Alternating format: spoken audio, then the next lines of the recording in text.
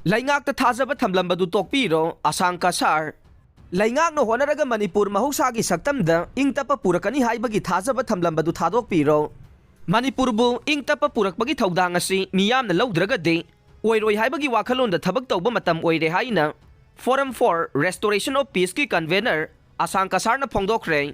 Ngarang Manipur Press Club ta pangthokpa pawgi mifam amada Asang Kasar na hai tha nipan suraglaba irang asigi matangda Center amasung state asida paliba BJP gi laingak asina lawkhatliba thabak asi miyamna peningai oidre.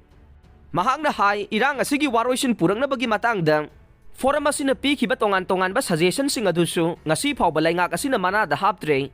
Asa leitraba laingak asida miyamna makata na asa tawbagi matam oidre.